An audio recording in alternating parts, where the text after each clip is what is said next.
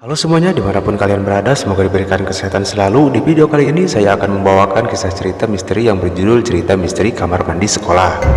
Cerita ini diambil dari sebuah cerita yang mengisahkan cerita misteri cerita horornya di kamar mandi. Ceritanya, ayo hoi cerita. Baik, jika kalian penasaran seperti apa ceritanya, tonton dan dengarkan terus video ini sampai selesai ya. Namaku Reza. Aku sekolah di salah satu SMA swasta di kota Bandung. Sekarang aku beranjak naik ke kelas 2. Ada yang bilang kalau sekolahku ini dijuluki sekolah paling seram di kota Bandung, karena sekolahku ini adalah tempat persimpangan makhluk halus. Awalnya aku tidak begitu percaya, sampai aku mengalaminya sendiri. Sekitar jam 5 sore aku masih latihan basket di lapangan sekolah, karena minggu depan akan ada turnamen antar SMA. Jadi, sampai saat ini anak-anak basket latihan lebih lama daripada biasanya. Bro, aku ke kamar mandi duluan ya, kataku kepada teman-temanku. Aku berjalan tenang melewati lorong kelas yang sudah tampak gelap dan sepi. Setibanya di kamar mandi, aku gantungkan tasku dan mulai mandi. Beberapa saat ketika aku mandi, tiba-tiba saja lampu kamar mandinya mati. Aku berhenti menyiram tubuhku dan mulai mendekati telingaku ke pintu, dengan harapan aku tahu siapa orang yang iseng mematikan lampu kamar mandi ini. Beberapa saat aku terdiam. Ternyata tidak ada suara teman-temanku. Aku membuka sedikit pintu kamar mandi untuk melihat keadaan di luar, dan ternyata keadaan di luar pun sama gelapnya. Aku menutup kembali pintu lalu memakai baju. Aku pikir jika aku teruskan mandi sudah tidak kondusif lagi. Ketika aku sudah memakai bajuku, aku menggeserkan tubuhku sedikit ke kanan. Namun kakiku menginjak sesuatu. Ini seperti kaki seseorang. Aku mulai mundur beberapa langkah menuju tembok. Dan di dalam kegelapan itu aku seperti merasakan ada seseorang bersamaku.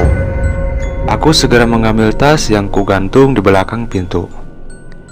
Namun karena panik aku pun terjatuh. Aku mulai membungkukkan badanku dan meraba-raba mencari tasku. Tiba-tiba aku mendengar suara yang sedang bernapas. Jelas sekali itu bukan suara napasku. Hembusan napas itu sangat kuat, dan badanku mulai merinding. Keringat dingin mulai bercucuran dari keningku, dan aku pun ingin segera keluar dari sini. Aku mencari gagang pintu yang ada di sisi kiriku. Namun pintu kamar mandinya susah terbuka. Dan dari arah belakangku, kurasa angin dingin berhembus, seperti meniup pundakku. Suara hembusan napas ini membuatku sangat takut. Dan aku pun memberanikan diri untuk membalikan tubuhku. Namun tidak ada siapa-siapa. Jantungku kini semakin berdegup kencang. Aku ingin berteriak memanggil teman-temanku, namun aku tidak bisa. Dan kurasa tubuhku sekarang menjadi kaku. Badanku sama sekali tidak bisa digerakkan. Tiba-tiba, aku merasakan ada sesuatu yang bergerak-gerak di atas kepalaku. Sekarang aku merasakan ada sesuatu yang menyentuh rambutku. Sedikit demi sedikit, dan kali ini teksturnya mulai terasa. Ini adalah rambut. Sebuah rambut yang sangat panjang dan menutupi wajahku. Sekuat tenaga aku berusaha memberontak. Namun, aku merasakan seperti ada yang memeluk dari belakang dan sangat erat. Aku semakin tidak bisa bergerak, dan napasku tidak bisa berjalan dengan lancar. Dan kali ini pun suara hembusan napas itu terdengar jelas dari atas kepalaku. Aku mulai membaca doa di dalam hati sambil mengingat doa-doa yang aku hafal. Namun anehnya, aku pun sulit untuk mengeluarkan suara. Sampai akhirnya, aku pun bisa bergerak kembali. Ketika aku lihat ke atas, nampak sebuah wajah dengan mata yang sangat merah.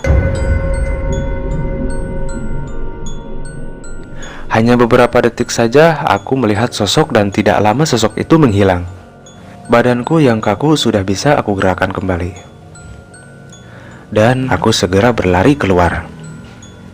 Di depan, aku bertemu dengan teman-temanku yang sudah menunggu di pos satpam. Aku segera menceritakan kejadian tadi kepada teman-temanku, dan temanku semuanya pada kaget. Lalu ceritaku ditanggapi oleh seseorang satpam yang mengatakan bahwa aku memang salah, yaitu aku salah karena sudah memakai kamar mandi itu. Konon sejak dari dulu kamar mandi itu memang angker. Makanya setiap malam lampu dimatikan agar tidak ada yang pergi ke sana. Satpam itu pun lanjut berkata, dia tidak tahu kalau aku lagi ada di sana. Karena saat tadi dia lewat, semua pintu kamar mandi terbuka dan kosong. Aneh, padahal jelas sekali tadi aku ada di dalam salah satu kamar mandi itu. Baik, sekian mungkin ceritanya, sungguh ending yang mentepararuguhkan. Pesan yang bisa diambil dari sebuah cerita ini yaitu jangan lupa membaca doa ketika mau masuk ke kamar mandi dan melangkahkan kaki kiri terlebih dahulu. Dan kalian pun pasti sudah hafal seperti apa doanya tanpa saya tampilkan di sini. Mungkin ada yang belum tahu, boleh cek di kolom deskripsi ya.